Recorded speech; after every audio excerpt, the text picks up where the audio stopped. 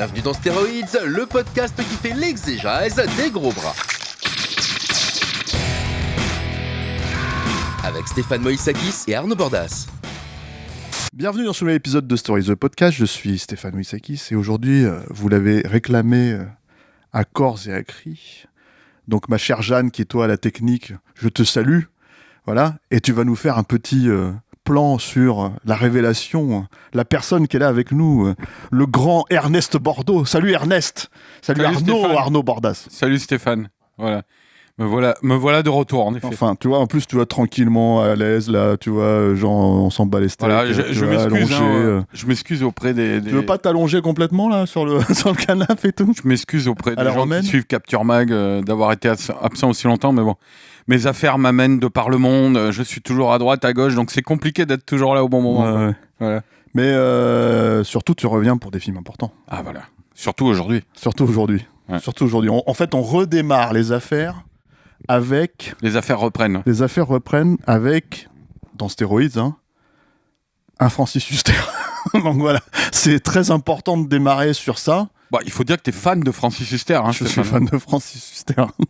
Depuis son apparition face à Bernard-Henri Lévy pour dégorger sur le romantisme. N'est-ce pas? Voilà, c'est une vidéo culte à regarder sur Internet. Ouais. Non, mais c'est pour parler d'un polar. Merde, attends, faut pas déconner, quoi. Et pas n'importe quel polar. Le Faucon, il n'a jamais tué. Ça, voilà, c'est le sous-titre. Il n'a jamais tué, 3 points de suspension. Voilà, avant. Les Français aiment bien les points de suspension dans les films. C'est vrai. Ouais. Des fois, en général, ils les mettent entre parenthèses, mais là, non. J'adore Le Faucon. C'est un film très drôle. Je vais faire un petit disclaimer avant de commencer, mon cher Arnaud. J'avais fait un podcast dessus quand le film est sorti en DVD, en Blu-ray, en 2018, chez nos amis de Nos Ciné, avec Thomas Rozek.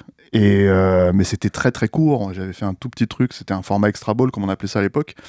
Et on avait fait peut-être 10 minutes, 12 minutes. Ouais, là, on va... Alors que là, on va faire Balls on the Wall. Là, on va s'étendre sur la situation. Quoi. Ouais, on va dilater, là. Voilà. Putain, c'est mal barré. Donc, Arnaud Bordas, qui n'était pas venu depuis 2 ans. Voilà. Ouais. Dans Capture Mag. À peu près, ouais. Et qui revient avec les classiques. Bah là, j'ai dit, il faut frapper un grand coup, quoi, tu vois, pour marquer mon retour. Quoi, ouais. Un truc à la hauteur. Quoi, tu vois, et tu m'as dit, Arnaud, Le Faucon. Le Faucon. Je t'ai dit, Banco. Banco, voilà. Bon, maintenant, il faut le pitcher. Ouais, il faut dire quand même que... Alors, on l'a revu ensemble hier soir. On l'a revu ensemble hier soir dans une séance, au cours d'une séance assez sinistre. Hein. et où on n'a pas desserré un sourire, rien, toi. T'étais dans l'analyse, faut le dire. Ah oui, non, on est sérieux, on fait notre boulot, Capture Mag. Je prenais des notes et tout. Donc ouais, Le Faucon, il faut dire quand même un film de Paul Boujna, frère de Michel, donc avec Francis Huster.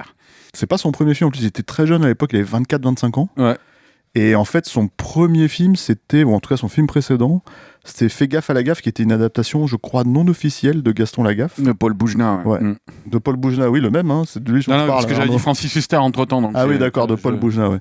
Professionnel. Ouais, jusqu'au bout, jusqu'au trognon. Donc Paul Boujna, qui a fait une carrière assez éclair, qui s'est limitée aux années 80, on va dire, en gros. Hein. Ouais, oui. Après, moi, je me rappelle de quoi derrière ça. Il y a Yiddish. Je crois son dernier film, ça date du début des années 90. Ouais, Yiddish Connection. Ouais. Comédie. Ouais. Mais là, c'est pas une comédie, Le Faucon. Ah non, enfin, si. C'est son film le plus drôle, même. C'est pas une comédie, quoi. Pas de manière volontaire. Ouais. Donc, faut pitcher Le Faucon. Avec Francis Huster, avec Vincent Lindon dans un tout premier rôle. Ouais. C'est son premier rôle. Pas encore tout à fait fini, quoi. Au cinéma. Ouais. Bon, il a un petit rôle. Avec qui d'autre? Marouchka Detmers. Ouais. La petite à l'époque, Audrey Dana, qui joue la petite fille la fille de Zodiac. De Zodiac, le personnage de Francis Huster. Qui d'autre encore? Il y a pas mal d'acteurs dans les seconds rôles. On voit Laurent Spielvogel, Agnès Jaoui, Isabelle Nanty. Mais tout ça, alors on va expliquer un peu parce que c'est tous ces comédiens de la comédie française, en fait, tous les gens qui étaient les trois derniers ses apprentis, en fait. C'était ses élèves. Ouais, c'était ses élèves. Parce c'était un acteur théâtre, il sera resté beaucoup pour ça, quoi. Huster, ça a été un acteur théâtre qui a été pensionnaire de la comédie française. Et donc, à l'époque, il était là-bas et il a rameuté sur le film un certain nombre de ses élèves. Voilà. Et bon, donc alors le pitch. Alors. Le pitch, c'est très important le pitch du Faucon parce qu'en fait, je pense que quand tu découvres le film pour la première fois, tu ne comprends absolument rien. Unpitchable. Et moi, en fait, pour l'avoir vu plusieurs fois, je l'ai au moins vu 7 ou 8 fois ce film quand même. Hein. Je m'en lasse pas. En même temps, ça dure 1h20. J'ai toujours pas tout compris. J'ai toujours pas tout compris en fait de ce que ça raconte. Donc peut-être il faut le faire dans l'ordre en fait de ce qui se déroule à l'écran. Non, pas forcément, mais écoute, je vais tenter. Hein, mais je pense que là, j'aurai droit à des lauriers si j'y arrive. Alors, le Faucon, c'est l'histoire d'un flic qui s'appelle, c'est Frank Zodiac. Donc joué par Francis Huster, et qui est un flic complètement perdu depuis le décès de sa femme dans un accident de voiture où leur fille a été aussi gravement blessée. Elle est bloquée dans une sorte de coma depuis. Il va la voir tous les jours à l'hôpital. Hein, ça. Et donc, ça fait 3 ans. Il lui récite cette table de multiplication. Ouais, il lui récite cette table. Parce que comme elle va plus à l'école. On va y venir, Hossein. Ne me pomme pas dans le pitch. Laisse-moi rester sur les généralités et les grandes lignes. Donc, sa fille est à l'hôpital. Lui, ça fait 3 ans qu'il est dans les tréfonds. Au bout du rouleau. Il est au bout du rouleau. Il est déprimé, on dira dans au bout de sa vie. Voilà. Et en fait, ressurgit un tueur qu'il a laissé filer 3 ans auparavant et qui va le réactiver. Voilà, le Faucon, c'est le Faucon reloaded, quoi. Donc, il se réveille et puis il part en chasse parce que c'est un oiseau de proie. Voilà, donc ça c'est vraiment... ça c'est trop facile comme pitch, Arnaud. Ça c'est un peu trop basique. Ouais, mais tu te rends pas compte, c'est du moulinage là. On dégraisse des tonnes de trucs pour affûter, quoi. Donc non, mais on va parler du détail, tu vois. On va parler du détail. Par exemple, la dépression au début, quoi. La dépression pour Francis Huster dans Zodiac. Pardon. Attends, non, il faut dire que la première scène c'est quoi ? La première scène c'est l'accident de bagnole. Ouais. Et ce qui est assez génial dans cet accident de bagnole, c'est que déjà c'est entrecoupé au montage de plans de faucons. Tu vois, un faucon qui semble observer, comme dans un match de tennis, il regarde les camions comme et il semble observer la scène et on comprend pas trop ce qu'il fout là, quoi, en fait. Si ce n'est que le film s'appelle Le Faucon, donc pour l'instant, en fait, au début, quand le film commence, c'est assez cohérent de le voir un faucon. C'est le premier plan du film, c'est l'œil du faucon en gros plan. D'ailleurs, comme dans un autre grand chef-d'œuvre, qui est Terrain miné, avec avec Steven Seagal. Donc, Francis Huster, Steven Seagal. Même combat. Ouais. Donc j'ai un peu envie de dire que voilà, et les gens comprennent pourquoi en fait on traite donc le Faucon dans Stéroïdes.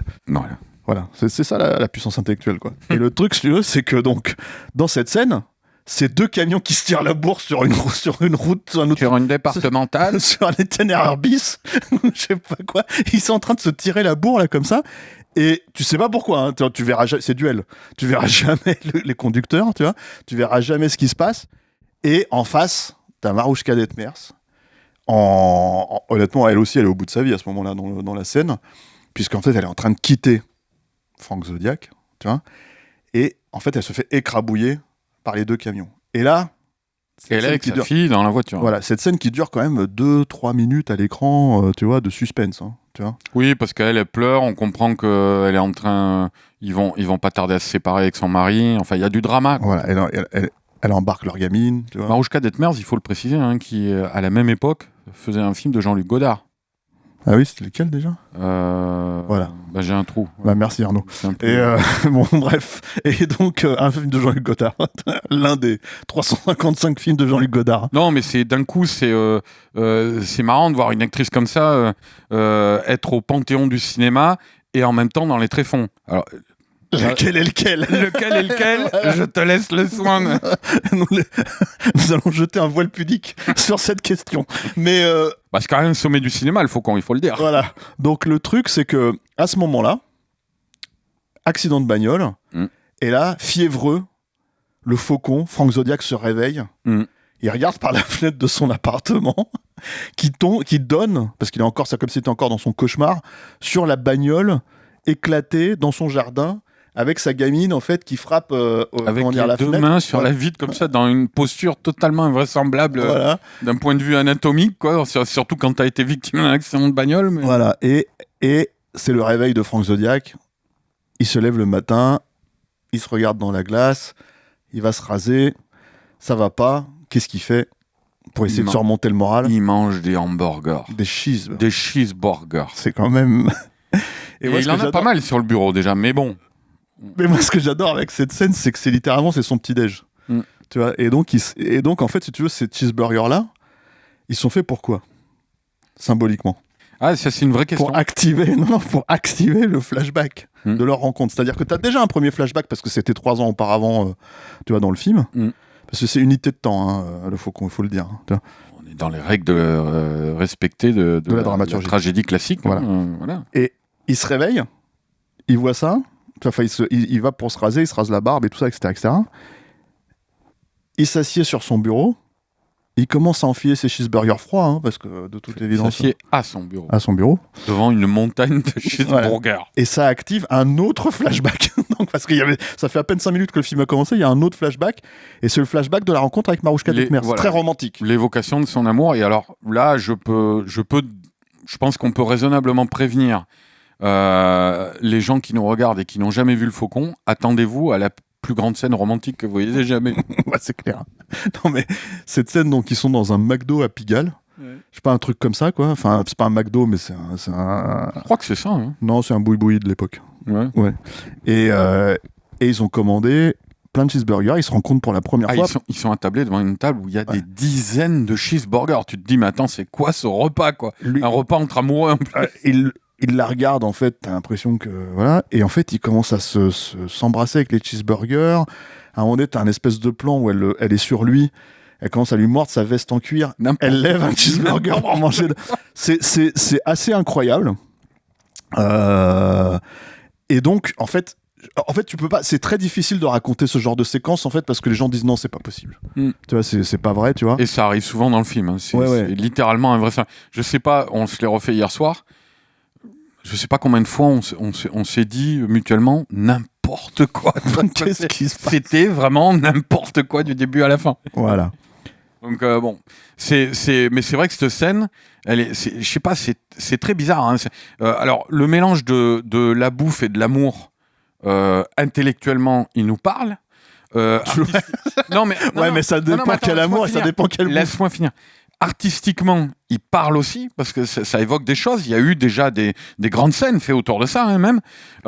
Mais là, c'est-à-dire, c'est ce qu'est le film constamment du début jusqu'à la fin.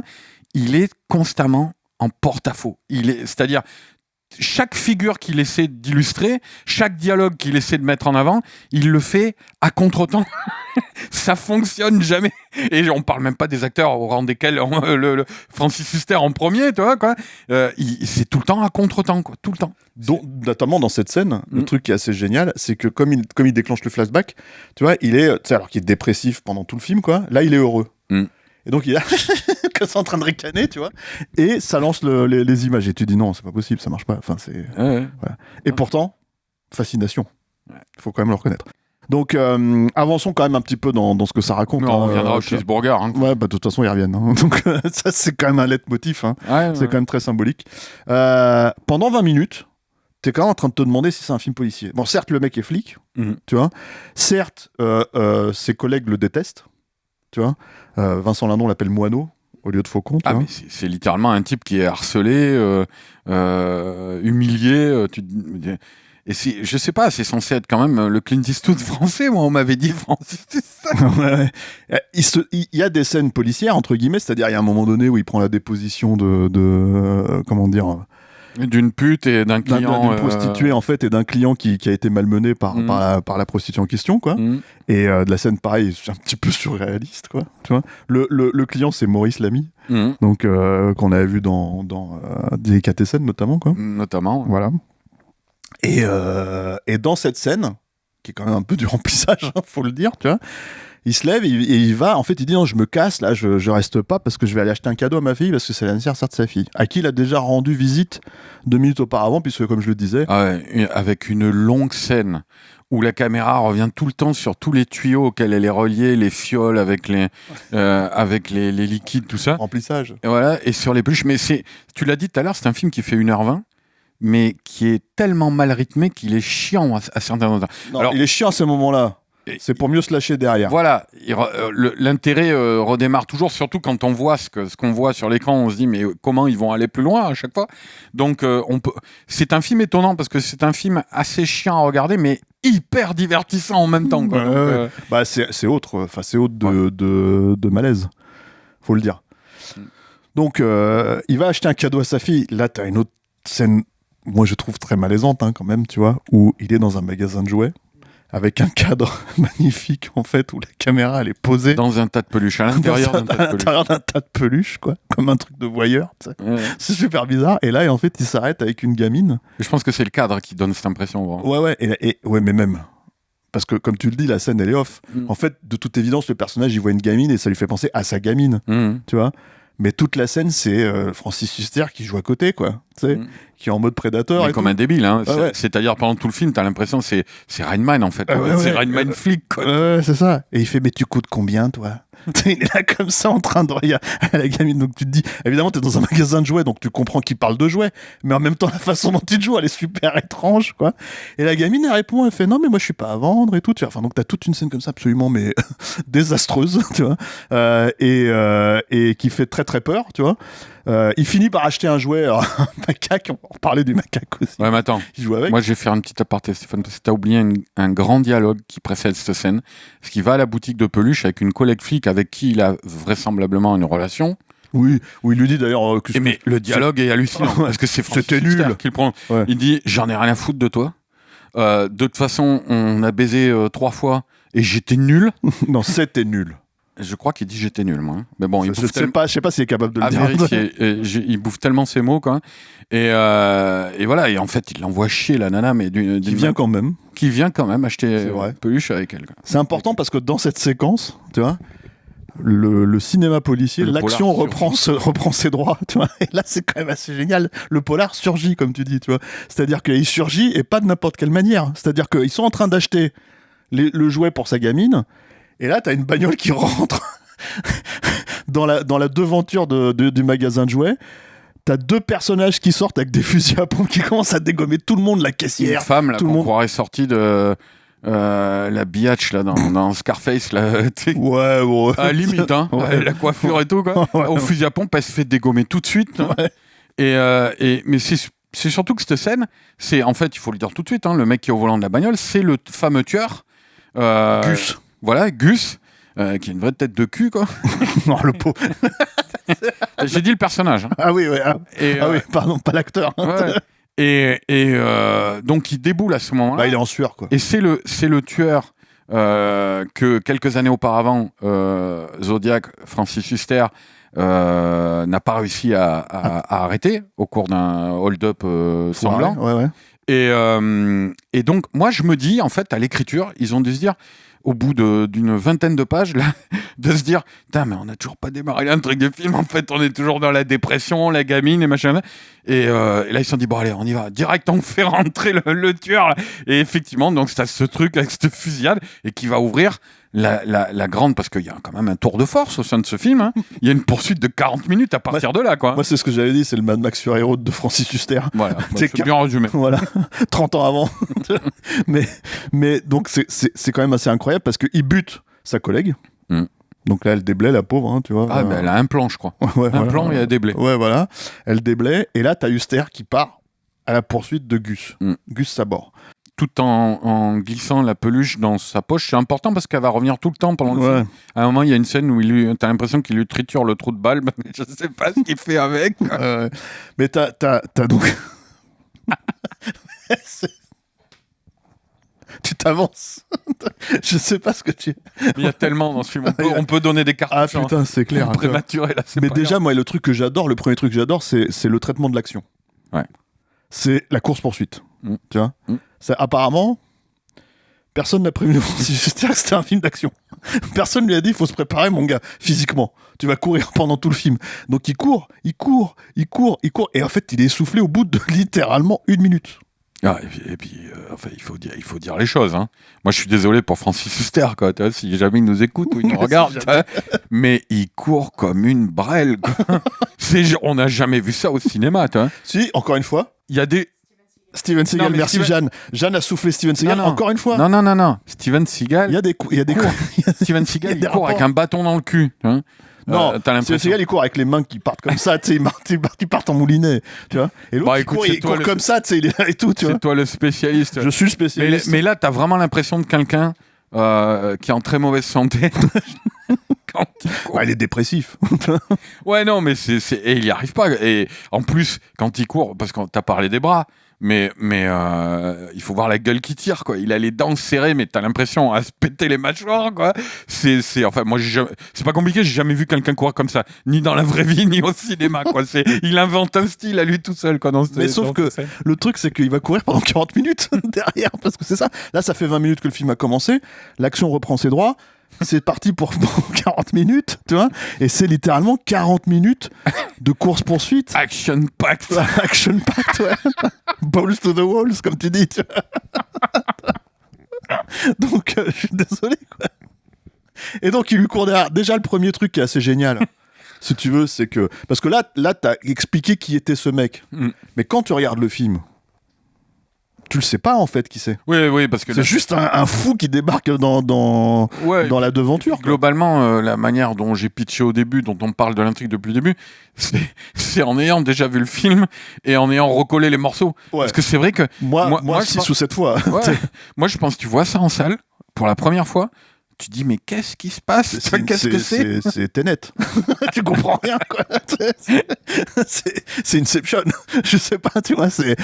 Franchement, Internet aurait existé à l'époque. Il y aurait eu des trucs et tout pour essayer de comprendre. Mais alors, qu'est-ce qu'il a voulu dire? Qu'est-ce que le cheeseburger signifie, tu vois, dans la vie de Frank Zodiac et tout, comme la toupie dans Inception, tu vois. Ça aurait été la même chose, quoi. Bref. Et moi, ce que j'adore, c'est les petits moments de vie. Tu vois, c'est ça qui est assez génial dans Le Faucon. Il n'a jamais tué.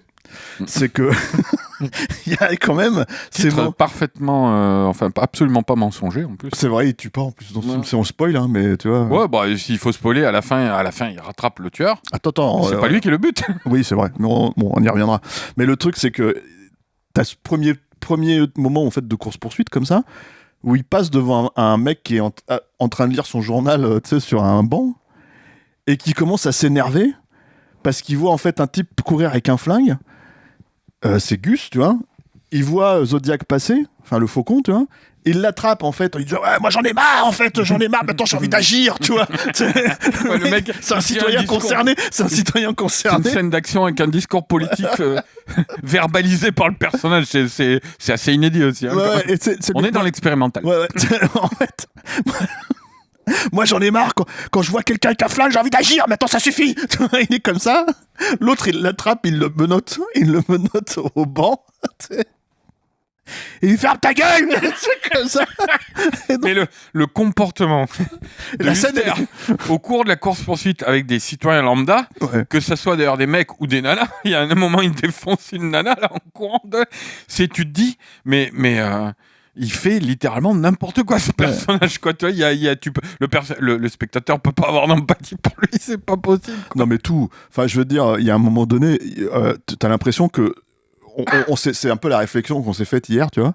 C'est qu'on s'est dit le film il est improvisé. Genre ils ont vaguement une scène, un endroit, un truc. Mais ça revient tout le temps dans le film. Et t'as vraiment l'impression que c'est improvisé. Et dans les bonus, il y a une interview de Francis Huster, tu vois. Et dans cette interview, en gros, il lâche le mot. Tu vois. Parce que t'as parlé de... Comment on dirait Alain Decaux quand tu dis ça. Attends, il lâche le mot. Il lâche le mot. Et donc, il dit, c'est moi à bout de souffle. Tu vois. Donc tu parlais de Godard tout à l'heure, tu vois, je suis désolé, mais on y est. Tu vois, il n'y a rien d'incohérent. Le truc, si tu veux, c'est que alors, la logique de Session à bout de souffle, c'est quoi? C'est de dire, on a tourné en prise de vue directe, comment dire, dans la rue, sans prévenir les gens, sans bloquer les passants, sans machin. Ça se voit, hein, d'ailleurs, dans le film, quoi. Au détriment du film. Parfois, parce qu'en fait, les mecs regardent la caméra. Des fois, il y a des séquences en fait où ils sont en train de faire une scène entière autour de Pigalle, et tu vois bien que tous les passants ils sont en train de regarder la caméra et qu'ils sont pas en train de regarder la scène, tu vois. Et puis bon, faut dire aussi que Paul Boujna, il a peut-être Marouchka Detmers, mais il a pas Belmondo ou Gene Seberg. Non, et d'ailleurs, dans un grand moment de lucidité, Francis Huster le reconnaît lui-même. À un moment, il est en train de courser donc Sabor, encore et toujours, tu vois. Et Sabor en fait glisse dans comment dire sur, je sais pas, sur une voie ferrée un ou un canal, truc comme là, ça. Ouais, enfin un truc comme ça quoi. Et t'as l'autre qui saute. Par-dessus une grille. Il se foire, évidemment. Ouais, parce que c'est Francis pendu Huster, à une grille, mais dans une position que tu vois jamais avec un héros de film d'action. C'est clair. Et il s'accroche comme ça et t'as une mémé, là, une mémé, elle est géniale. Il faut sauter, là. Il faut sauter. Ouais, faut sauter. Je suis pas Belmondo. Et l'autre, il répond, je suis pas Belmondo. Ton foireux, en plus. Moi, je suis pas Belmondo. Comme ça, tu vois. Et donc, le problème... Là, on passe en une réplique et un plan, il y a une volonté vraiment de faire un truc un peu à l'américaine, tu vois, type French Connection, ou au moins les grands Belmondo des années 70, les Verneuil, les trucs à comme ça. À la quatrième dimension du cinéma français. Ouais, là on a l'impression d'une comédie complètement oubliée des années 70 avec Louis Rego, quoi, tu vois, quoi. C'est un truc... Poulet frites. Ouais, mais c'est lunaire. C'est ce que je disais tout à l'heure, les ruptures de ton... Mais c'est continuel en fait. Il y a parfois d'un plan à l'autre, t'es plus dans le même film en fait. Il y a une autre scène. Ouais. Donc en fait, toujours dans cette course poursuite, puisqu'en fait il traverse tout Paris comme ça, tu vois, pour remonter jusque dans le 18e et tout quoi. Ouais. Après avec une cohérence de progression tout aussi grandiose que celle de Roland Emmerich ou de Michael Bay dans leur film catastrophe. Il y a des fois on saute d'un quartier à un autre, tu te dis mais comment il a fait là? Bah c'est simple Arnaud, c'est le faucon. Donc le truc c'est que ce qui s'est passé c'est qu'à un moment donné il lui court après, tu sais il le retrouve à Vincennes. Gus retrouve son frère qui donne des points d'exposition du film, donc il explique. Oui, cette scène, ils se sont dit à un moment en fait c'est vraiment pas clair, ils ont dû en prendre conscience, ils se sont dit on va créer le personnage du frère qui apparaît une scène. Juste pour résumer l'intrigue aux spectateurs. Et ce qui est génial c'est qu'il apparaît au bout de globalement... On pourrait considérer que c'est 20 minutes de course-poursuite dans le film, tu vois, ok. Et il explique tout. Il dit non mais tu as réactivé le Zodiac et tout, alors qu'en fait ils sont tombés l'un sur l'autre par hasard, si tu veux, dans la scène du magasin de jouets, quoi. C'est ça qui est dingue, c'est que quand tu revois le film, tu te dis mais en fait c'est magnifique le hasard, le hasard de la vie, quoi. Tu vois. Le frère. Bref, et donc il lui court derrière. Sabor se barre avec une bagnole. Il lui court derrière. Et il prend un taxi. Non, un taxi ou un mec en bagnole là, qui était en train de savourer un petit plateau de chocolat. Ah oui, parce que il utilise son flingue à tout bout de champ pour détourner des bagnoles, faire circuler des gens. Enfin, c'est grand flic, quoi. C'est Inspecteur Harry français, hein, il faut le dire, quoi. Je pense que l'Inspecteur Harry à côté, Inspecteur Francis. L'Inspecteur Harry à côté, c'est Maigret, quoi. Tu vois, il respecte la loi. Hein, à côté de ouais, bon. Et là, il lui pique ses chocolats parce que ça, c'est pareil, une très grande scène en fait. Encore une fois, où il lui dit, fais voir tes chocolats. Il en mange, hein. Donne-moi tes chocolats. Il crache le dégueulasse. Mais il le fait tout de suite. En plus, t'as l'impression qu'il est sous coque dans cette scène, quoi, Francis. Il monte dans la bagnole, il lui arrache ses chocolats. Donne-moi ces chocolats. Dégueulasse. Mais moi, c'est surtout, je pense que c'est pas ça, Arnaud. Ce qui s'est passé. Sur la tête par la fenêtre comme un chien. Putain. Ça y est, en mode Ernest Bordeaux. C'est fou cette scène, complètement. Et après, en plus, ce qui est génial, c'est je pense qu'ils ont dû se dire qu'ils avaient fait une grande trouvaille, et donc le chocolat reste pour un petit moment. Il joue avec, quoi. C'est son instrument de jouet. Il bouffe tout la boîte. C'est son instrument de jouet. À un moment, il descend à la porte de je sais plus où, là, sur le périph'. Il va se poster pour observer la bagnole qui arrive. T'es sociétaire de la Comédie Française, Arnaud? Non, bon bah tu vois, il y a des gens, ils ont besoin, c'est son rôle au mec là, tu vois, il a besoin d'ustensiles pour jouer, quoi. D'ailleurs, à mon avis, c'est ce qui s'est passé le matin même, hein. Tu vois, il s'est pointé sur le plateau, il a dû dire attends, il me manque un truc. Il me manque un truc, Paul. Ah, tu limites trop bien. Il manque un truc. J'ai besoin de jouer avec quelque chose. Je suis la caisse rouge. File-moi tes chocolats. Dégueulasse. Réfonce-moi, merde. Donc cette scène des chocolats, pour moi, elle est à l'image du film. Tu vois, c'est vraiment en fait l'improvisation totale de Francis Huster en mode full, tu vois, attention. Avec zéro direction d'acteur, hein, parce que enfin, quand t'as un truc comme ça et où tu vois que le metteur en scène te rattrape pas, c'est n'importe quoi. Paul Boujna, dont il faut quand même dire aussi une chose assez marrante, c'est qu'il a une apparition hitchcockienne dans le film. Ouais. Tu vois. Et pas que lui d'ailleurs, hein, parce que c'est une affaire de famille, mais le truc c'est qu'à un moment donné... Oui, il y a Michel Boujna, il y a le père Il y a le père Joseph Boujna. Et le Michel Boujna qui apparaît dans une séquence où il joue au billard et où en fait tu te demandes alors pour ceux qui ont vu Derrick contre Superman là, de Michel Hazanavicius et Dominique Mézeret, le premier essai avant le grand détournement. Voilà, avant le grand détournement, la fameuse scène où Roger Hanin dit joli coup mon cher Michel Boujna. C'est pas Roger Hanin, c'est quelqu'un qui dit ça à Roger Hanin. Voilà. Ouais. Joli coup mon cher Michel Boujna. Voilà, qui le dit à Roger Hanin, tu vois, et qui vient de jouer au billard. Tu te dis en fait c'est une référence au Faucon. Sans doute. C'est fort possible. donc voilà, mais ça c'est un peu plus loin dans le film. Ouais. En plus c'est vraiment un clin d'œil, je pense que c'est une apparition, mais Paul Boujna qui apparaît dans son film, là, qui apparaît derrière le Faucon quand il est en train de marcher dans la rue avec une espèce de plan dégueulasse au téléobjectif, tu vois, au milieu d'une rue de Paris là, ou d'une place parisienne, ça à mon avis c'est un référent hitchcockien. Voilà. Et alors Boujnéien, tu vois. Mais t'as la relation au cours de la poursuite. Parce que t'as parlé de Fury Road tout à l'heure, mais c'est ça. Alors j'ai parlé de Fury Road, mais il y a des choses qui se passent. Avancé. Les personnages évoluent ou pas. C'est-à-dire Gus Sabor, là, le méchant qui poursuit, est un type qui quasiment du début à la fin, effrayé, en sueur. Parce qu'il est coursé par le Faucon. Ouais, mais alors, sauf qu'il y a des moments totalement improbables, notamment à un moment là.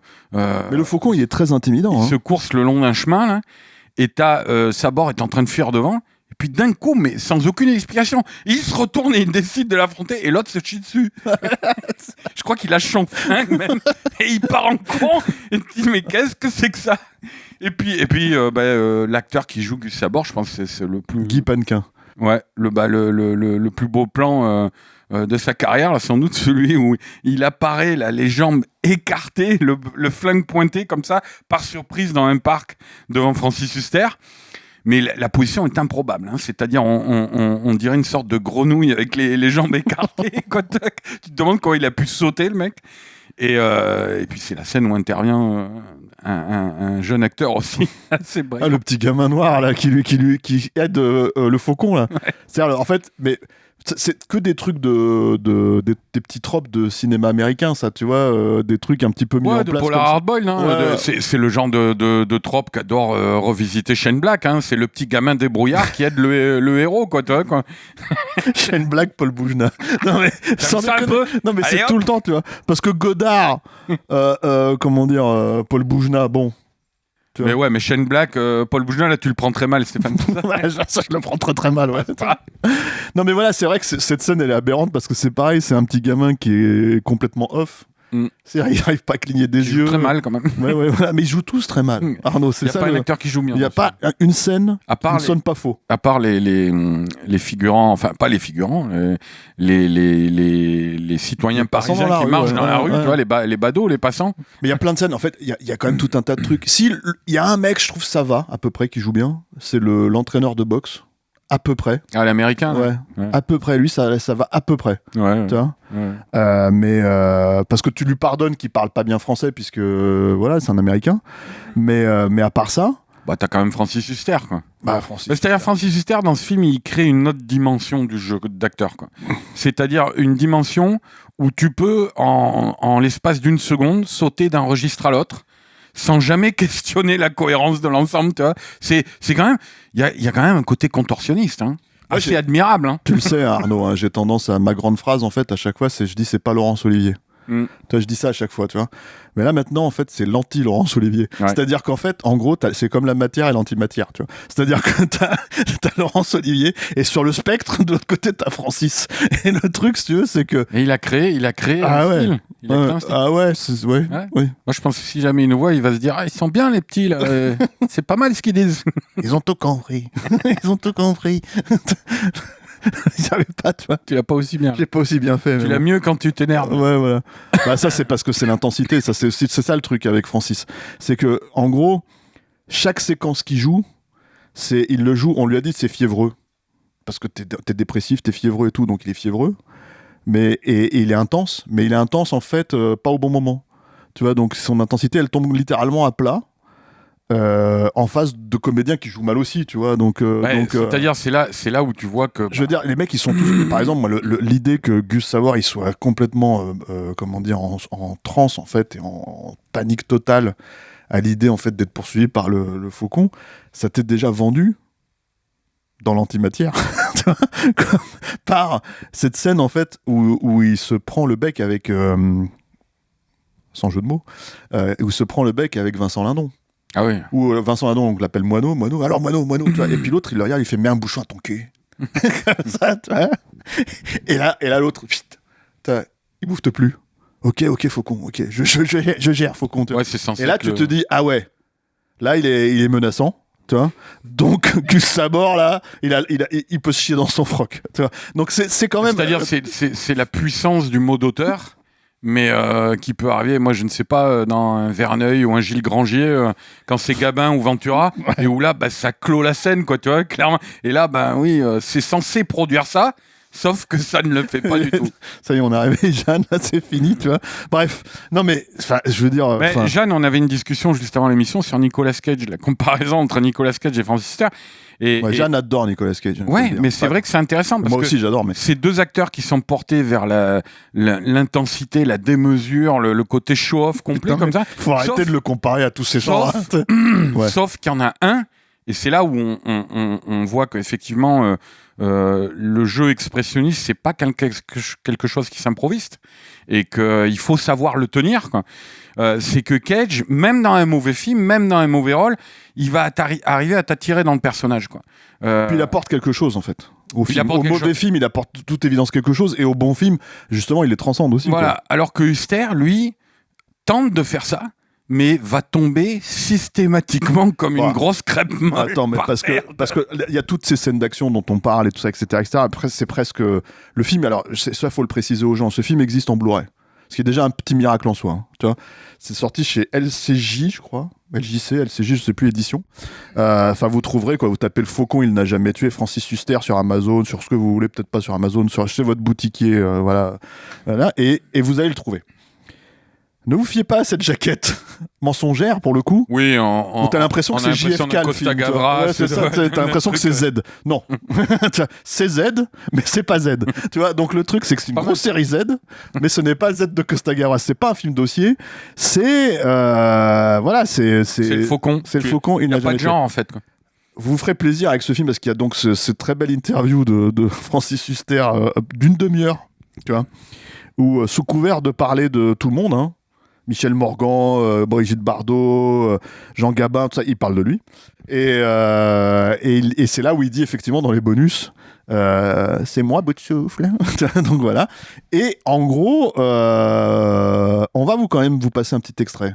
Faut passer un petit extrait là de la scène en fait, qui pour moi représente, qui a été beaucoup... Qui est hyper emblématique du film. Quoi. Hyper emblématique parce que Nanarland, en fait, évidemment, ils l'ont mise sur leur site à l'époque et tout ça, etc. Et quand t'avais pas vu le film, parce que tu connaissais cette scène, tu vois. Donc on la passe là, très rapidement, on y revient. Tu sais ce que j'ai envie, moi? D'un hamburger avec des fromages. Qu'est-ce que c'est un cheeseburger? Cheeseburger, c'est ce que c'est? C'est ça le ketchup? Et donc là, en fait, Arnaud, c'est ce qu'on disait, tu vois. C'est-à-dire qu'en fait, dans cette séquence-là, c'est emblématique de je joue à côté de la plaque, tu vois. Ouais, et dans l'intensité, en fait, qui colle pas du tout avec les dialogues quand même, tu vois. Et pour les scénaristes, j'écris à côté de la plaque aussi, parce que comment tu peux écrire une scène comme ça, qui est censée être une scène... alors, ce qui précède, c'est une scène où Huster s'affronte avec l'ensemble du commissariat des hommes, et y compris du commissaire principal. On voit qu'il est rejeté, qu'il est pris pour un pauvre type, quoi. Et du coup, Lindon a le mot de trop, ou le geste de trop, je crois, et l'autre lui saute dessus. Bon. Mais c'est un homme au bout du rouleau. Quand tu veux construire une scène comme ça, tu fais pas. Le dialogue est hallucinant. Enfin, vous venez de le voir. Non, parce que c'est un homme brisé. Ouais, mais tu sais ce que j'ai envie d'un cheeseburger. Ouais. Il se met à hurler, à japper. Mais c'est ça qui est génial. Ça se ketchup. Non, mais ce qui est génial, c'est que le mec, en fait, il va être. Qu'est-ce que c'est un cheeseburger? C'est ce que c'est. Donc en fait, tu dis oui, j'en ai déjà entendu parler. J'en ai peut-être mangé un. Non, mais à la limite, il aurait tout aussi mal joué, hein, Huster. Ou bien joué, selon qu'on pense de son jeu d'acteur. Mais selon où se situe dans le spectre du cinéma. Voilà. Mais il l'aurait tout aussi mal joué, mais ça aurait été plus vraisemblable qu'ils disent mais tu sais ce que c'est que de vivre 3 ans à pas dormir la nuit, tu vois, enfin lui décrire voilà le calvaire qu'il vit depuis 3 ans. Non, il parle de cheeseburger. Mais parce que encore une fois, c'est comme les chocolats. Arnaud, tu vois, c'est-à-dire que en fait, c'est comme les chocolats. Ils se sont dit à la scène des chocolats, ils se sont dit c'est pas possible que le mec il ait un cheeseburger, ça serait trop. Il faut qu'on soit subtil. Mais là, en fait, si tu veux, le cheeseburger c'est le symbole de son malheur. Parce que il a tellement été heureux qu'il a cristallisé tout son amour dans le cheeseburger. Et en fait, le truc, si tu veux, c'est que à ce moment-là, mais moi je t'explique. T'as bien analysé, t'as gambergé, Steph. On voit que je t'explique l'intériorisation du sociétaire de la comédie française, qui est Francis Huster, quand il se dit alors, avec quoi je peux jouer qu'est-ce que j'ai sous la main tu vois, pour pouvoir jouer ce rôle. Non, mais je te dis, on voit. Franck Zodiac, qui es-tu Il se regarde dans le miroir, tu vois, il fait Franck Zodiac. Tiens. Parle-moi. On voit que tu as une relation très intime au film, hein, vraiment. Mais moi, je t'ai dit, je l'ai vu une quinzaine de fois, ce film. C'était 7 fois tout à l'heure. Depuis le début de l'émission, tu l'as vu 8 fois de plus depuis le début de l'émission. Depuis qu'on enregistre. Je me le repasse dans ma tête. En fait, tu passes constamment sur ton téléphone en boucle. Ah ouais, c'est clair, tu vois. Mais non, ouais, voilà. Bon, mais c'est et puis Lindon aussi qui est quand même.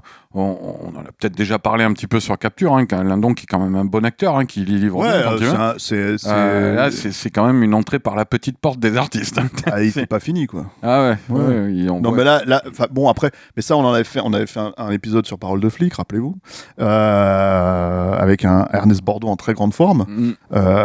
Ernest Bordeaux, rappelons-le, le plus grand critique de l'histoire des critiques. Le voici ici présent.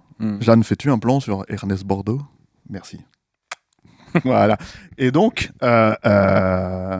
déjà, en fait, tu avais remarqué qu'il n'était pas tout à fait encore le Vincent Lindon qu'on connaît. Quoi, oui. Non, mais bon. Le Vincent Lindon de la crise. Après, il a un rôle très secondaire là. Il se trouve que c'est lui à la fin qui bute le méchant. Hein. Ouais. Non, mais attends, parce que tu t'avances. Justifiant ainsi le titre. Il faut quand même terminer un petit peu sur ces scènes d'action parce que.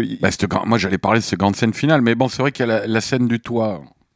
La scène du toit, c'est une scène où Dieu sait comment il le retrouve. Je pense que en fait. Ah oui, je me rappelle, on était en train de le mater et c'est totalement illogique. Il a aucune preuve, aucune piste. Il a aucun moyen de le retrouver. Mais tu sais ce qu'il a fait ? Et puis il déboule là où il est. Tu sais ce qu'il a fait ? Tu te rappelles ce qu'il a fait ? Non. Après la fameuse scène où il dit, tu sais, j'ai envie d'un cheeseburger, tout ça, etc. Qu'est-ce qu'il fait ? Il va manger un cheeseburger. Tu vois, c'est-à-dire, putain. La vision. Voilà. Et il s'est assis dans le même boui-boui. Mais je crois que ce film est à Stéphane Moïsakis que Top Gun est à Tarantino. Là. En parler avec toi, c'est on a une nouvelle vision en fait. Et il mange son cheeseburger et il retrouve le gars. Ouais. Il avait besoin de ça. Tout est clair. Et le truc, si tu veux, c'est que donc il le retrouve dans son antre, tu vois. C'est un espèce d'entrepôt un peu pourri là. Tu vois. Et là, l'autre, ce qui est quand même assez génial, c'est que c'est une scène d'action en 2 temps. C'est Francis Huster qui remonte l'entrepôt, qui est en mode un peu, tu m'as dit Solid Snake, tu es en mode furtif là. C'est très long là encore. Hein, c'est un petit peu long. Ouais. Tu vois, c'est-à-dire ils ont utilisé tous les plans qu'ils avaient. Et il est en train de monter comme ça. Et t'as une scène absolument incroyable où l'autre il a un fusil mitrailleur là. Il prend le fusil mitrailleur, il lui tire dessus en fait du haut de sa planque là. Évidemment, Hustouille, il évite toutes les balles, tranquillou bilou, tu vois. Hustouille la fripouille, et en fait, le truc qui se passe derrière, quoi, c'est que l'autre, il se dit, attends, qu'est-ce qui me reste ? Et en fait, il a tout un ramequin comme ça de hache, et il a un harnais derrière lui qui apparaît brusquement, parce qu'avant, dans les plans d'avant, il n'y était pas. Donc un harnais avec 4 haches, mais on se croirait dans Blade, là, d'un coup, là, quoi, avec 4 haches fichées dans le truc. Et là, il les sort une par une. Et en fait, elles arrivent jamais à destination. C'est-à-dire qu'en fait, même les haches, elles jouent mal dans le film. Quoi. Et il les balance comme ça, et il rate son coup à chaque fois. Et là, elles sont un peu molles, les haches. Ouais, aussi, c'est vrai. Et comme tout le monde, j'ai pas envie de dire. Quoi. Et donc, dans cette scène-là, l'autre, c'est Clint Eastwood au début de l'Inspecteur Harry. Au début de l'Inspecteur Harry, c'est quand il tire un coup de Magnum là, et que la bagnole des braqueurs se renverse. Qu'elle percute un truc d'eau là, tu sais, une bouche d'incendie. Une bouche d'incendie, merci. Et que en fait, en gros, t'as Clint, il fait bon, bah c'est bon, j'ai fait mon œuvre, je vais traverser tranquillement la rue et arriver devant le gars. Bah là, en fait, t'as Huster, il fait la même chose. Le Faucon fait la même chose. Sauf que, ce qui est génial, c'est que les mecs, quand je te dis qu'ils utilisent toutes les plans de la scène, c'est qu'ils coupent pas. Donc t'as cette scène où il avance tranquillement, l'autre il glisse en arrière, il est mort de trouille, hein, parce que t'as le Faucon qui est en train d'avancer comme ça, comme tel la mort, tu vois, c'est Michael Myers, tu vois.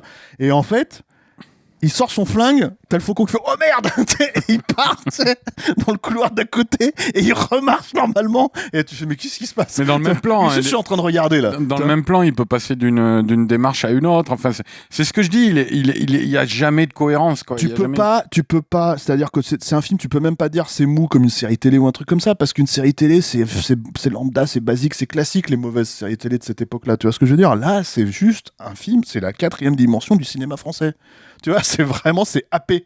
Tu vois, on n'a pas le temps, il faut qu'on fasse vite, on tourne, mais en même temps, on aime le cinéma américain, donc on va essayer de lui rendre hommage. Et puis en même temps, bon, on voulait Belmondo, on voulait Delon, on a Francis Huster, je sais pas comment on va faire. Tu vois. Et là, ça devient en fait un autre film. Assez magnifique, je dois le reconnaître, quoi. Et jusque dans sa prétention absolument phénoménale. C'est-à-dire qu'en gros, Francis Huster, c'est quoi ? C'est qui Francis Huster dans le cinéma français ? C'est le cinéma français.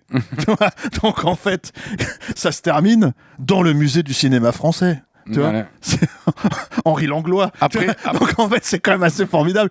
Et donc il traverse. Après un passage dans une sorte de sauna où. Alors ça c'était avant. Tu mets tout. Après, non, je te dis. Écoute-moi. Je te dis après un passage dans une sorte de sauna. Donc le musée du cinéma. Après un passage dans une sorte de sauna où à partir de ce moment-là, Boujna va essayer de faire de la mise en scène. C'est-à-dire, il joue avec des jeux de fumée, avec Huster qui disparaît dans la fumée, qui réapparaît, et tu te dis tiens, qu'est-ce qui se passe là ? Et puis ça continue effectivement, où dans la scène de l'ancienne Cinémathèque française, où évolue le méchant à travers les couloirs en passant devant toutes les affiches et les sculptures qui représentent l'histoire du cinéma mondial. Eisenstein, voilà. etc. Et avec la voix de Francis Huster dans les haut-parleurs, qui est depuis le centre de contrôle. Le menace en récitant sa fiche d'identité avec tout son parcours criminel, de vie, tu vois, tout ça. Donc, en gros... Jusqu'à expliquer, quand il arrive, en fait, et qu'il le braque avec son flingue, tout le plot du film. Voilà. Et donc, en gros, une grande scène de manipulation mentale, tu vois, dans une sorte de... où l'autre essaie de l'attirer dans la toile de son esprit, quoi, tu vois, pour le piéger, tu vois. Enfin, c'est une scène avec une symbolique très mal gérée, tu vois. Et l'autre qui n'arrête pas de déblatérer, qui n'en peut plus, tu vois, qui est toujours sur son ton de fossé, là, dans le micro. Donc, voilà. Et puis, qui aboutit au final du film, quoi, mais... Le final du film, donc où c'est Vincent Lindon, encore une fois en mode un peu pas dégrossi, quoi, mal dégrossi, tu vois, qui bute Gus Sabor, ce qui effectivement confirme ce que tu pressentais quand tu as lu le titre sur la jaquette, tu vois, ou sur l'affiche, Le Faucon, il n'a jamais tué. Voilà. Le Faucon, un vrai film, comme disait Antoine Decaune à l'époque de la sortie, quoi. Un bon joli mot. Voilà. Et puis ça se termine en fait où il va voir sa fille. Et là il y a quand même un petit suspense Hitchcockien aussi, tu vois, où il arrive avec le fameux bois ton eau Arnaud, le fameux en fait petit singe là qu'il a acheté, dont il a retourné dans tous les sens là, tu vois. Il arrive pour lui offrir ça à sa gamine, tu vois. Et là ils l'ont changé de chambre. Est-elle vivante, est-elle morte ? Quand le mec lui dit c'est terminé, tu sais, il a les larmes aux yeux, intensité, tu vois. Et en fait c'est terminé. Le calvaire est terminé. Elle a survécu. Elle est réveillée. Très mal géré aussi, là, parce que bon... Oui, il n'est pas Hitchcock qui va. Enfin, c'est un genre de procédé qu'on a vu déjà dans des dizaines de films, tu vois. Et un très beau plan christique final, quand même, comme ça, où une espèce de piéta, là, où il est devant le lit de sa fille en train de regarder Dieu. Avec un long travelling arrière où il regarde avec la lumière qui lui tombe sur ses beaux yeux bleus, là, tu vois. on a vraiment l'impression que Jésus va descendre, va arriver. Putain, quoi, interprété par Francis Huster. Et voilà, et puis où la chanson finale démarre, je crois, là, avec une très belle... On avait regardé le nom de la chanteuse et on a oublié depuis. Tu m'as dit, c'est Gloria. Ouais, le genre de tube sol FM Frenchy bien pourri de l'époque, qu'on trouvait souvent dans ce type de film. Hein, il y en avait une dans Parole de flic aussi. Exactement. N'oubliez pas Parole de flic, le podcast est toujours disponible. Et voilà, non, mais c'est vraiment... Je pense qu'il n'y a pas d'autre... ton expression est la bonne, hein, la 4e dimension du cinéma français, qui nous a déjà gratifié de trucs pas piqués des hannetons, hein, tu vois, mais là, c'est quand même un sommet. Hein. Ouais. Bah, c'est-à-dire, en fait, il faut quand même un petit peu dévoiler les coulisses, Arnaud. Ça fait quand même 5 ans que je te travaille au corps pour qu'on fasse Ne réveillez pas un flic qui dort. Parce que les gens ont apprécié ta faconde, là, comme ça, sur Parole de flic, tu vois. Et le problème, c'est que tu ne veux pas le faire parce que, et je le comprends, hein, d'une certaine manière, et en même temps, je le déplore, voilà, parce que, en gros, on ne peut pas juste dauber sur Sa Majesté Alain Delon, comme ça, surtout maintenant qu'il n'est plus là. Et qu'il faut aussi préciser que c'était quelqu'un qui avait quand même une certaine prestance dans le cinéma français malgré tout. C'est quand même une star qui a une filmo quand même. Et puis avec quelques bons films en vrai. Hein. On pourrait faire le Samouraï, je suis d'accord. Il y a plus de bons films que de mauvais films, je pense. On pourrait faire le Samouraï plutôt que Ne réveillez pas un flic qui dort. Et pourtant. Et je t'ai dit, ces stéroïdes, on aura fait deux longs bien pourris, bon, bien rigolos, quoi, tu vois, à se fendre la gueule. Et voilà, mais moi, je pense que là, t'es en train de me prendre un piège. Parce que tu vas revenir vers moi dans 2-3 semaines pour me dire, bon, bah écoute, maintenant j'ai expliqué aux auditeurs, donc on peut le faire, Ne rêvez pas un flic qui dort, ils le prendront pas mal. Mais non, c'est pas ça, c'est qu'en fait. Départ d'abord, Stéphane. Mais non, mais Arnaud, comme je sais que tu n'es pas sur les réseaux sociaux, tu vois. Si, un petit peu. Non, t'es un peu sur Facebook comme un vieux. Ouais. Je pourrais en fait lancer un très beau sondage sur Instagram et demander aux gens, voulez-vous qu'Arnaud Bordas participe à... La manipulation est totale. Jusqu'au bout. Je vais t'appeler Franck Zodiac en fait. Il ne l'a jamais tué. Donc voilà, donc ouais, c'est-à-dire que en fait c'est un film autre, comme je pense que aucune autre cinématographie au monde ne peut créer, c'est-à-dire le cinéma français. Ah oui. Nous sommes français, nous connaissons les subtilités de la langue française, les subtilités du jeu français, les subtilités de toutes ces d'être français, tu vois. Et je pense en fait qu'il y a que les Français qui peuvent comprendre ce film. Je pense que le Faucon, Il n'a jamais tué, est un film désespérément français. Et puis ouais, bah voilà, ouais. Et puis il faut connaître un peu, il y a des bons films français, attention, hein, mais là, il faut connaître et être fasciné un minimum par Francis Huster, quoi. Parce que en fait, la carrière de Francis Huster, c'est un accident de bagnole en continu, quoi. Donc il y a quelque chose de fascinant là-dedans, quoi. Mais t'as l'impression d'assister à ça tout le temps avec lui. Même une interview télé, hein, combien de fois on s'est assis devant YouTube en retombant sur un extrait qu'on n'avait pas vu encore, tu vois, qu'on découvrait, en se disant en se frottant les mains, tu vois, quand on se dit oh là là, il va y avoir du gâteau là. Mais avec des crossovers en plus, hein, comme on le disait tout à l'heure. Hein, ah ouais, je veux dire Francis Huster BHL, grand moment d'intellect de la télévision française, quoi. Ouais. Non, il nous régale. Ouais. Il est encore là, hein, tu vois, 78 ans. Toujours là, bon petit bonheur, sa carrière cinéma commence. C'est ce qu'il disait. Dans l'interview du Blu-ray. Bon, ça date de 2014, je crois. 2018. 2018, ouais. Et on attend toujours. Et où il dit bon, ma carrière théâtre et cinéma et télé s'annonce, s'achève. Elle a été prestigieuse, mais maintenant ma carrière cinéma commence vraiment. Les gars, je pense qu'il a quand même conscience que carrière cinéma, ben il reste quoi. Bon, certains diront Zulawski, mais ça se discute. Moi, je dis. Puis bon, c'est pas dans les meilleurs. Hein. Ouais, bah Jacques Demy, quoi. Parking. Ouais. Mais donc je pense qu'il a inconscience, c'est que là, bah ça y est, il a donné un signal, il attend qu'on vienne lui proposer son chasseur blanc cœur noir. Il y avait cette fausse pub dans les nuls, là, je joue mal. Ouais, avec Farouja. Ouais, bah c'est... Voilà. Je pense que c'était une référence à Francis. Ouais, mais je pense que c'est pas juste de dire ça. Je pense que il a créé un type de jeu. Réducteur. Ouais, il a créé un type de jeu qui tu peux même pas le parodier comme ça, quoi. Farouja, il est cruel à ce moment-là, tu vois, parce qu'il y a quand même il y a un caractère innovant, quoi, chez Francis, quoi, tu vois, il a vraiment ce qu'il a fait, personne avant lui l'avait fait. Et personne après lui l'a fait. Même pas une bête l'aurait fait. Tu vois, Stéphane. Donc, c'est aussi simple que ça. Personne après une le fera. Peut-être aussi, c'est ça. Ou alors, sauf si on reboot la Terre. Ouais. C'est-à-dire qu'en fait, on lance une capsule dans l'espace avec le Faucon. Le podcast est en train de partir complètement en vrille là. Et en fait, les extraterrestres le récupèrent, ils disent c'est ça la France, d'accord. Et hop, tu vois, ils nous dupliquent. Tu vois, et là, on a plein de Faucons, c'est ça le cinéma français, et c'est le meilleur du cinéma français dans la France des extraterrestres de 2150 ou 2300. Voilà. Donc, je sais pas, ça pourrait être. Moi, je pense que c'est un meilleur avenir que celui que nous réserve. La politique à venir, quoi, donc va savoir. Ouais, bah écoute. Hein. Écoute, voilà, donc je sais pas,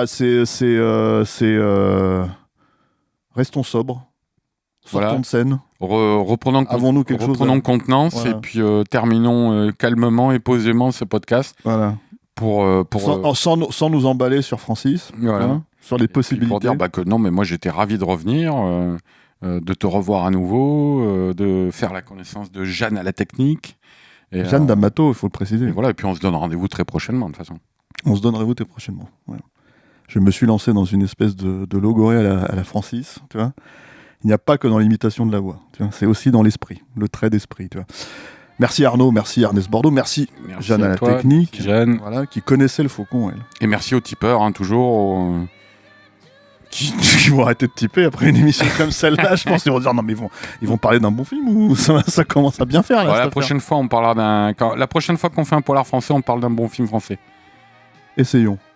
Allez. Merci à tous et à bientôt. À bientôt.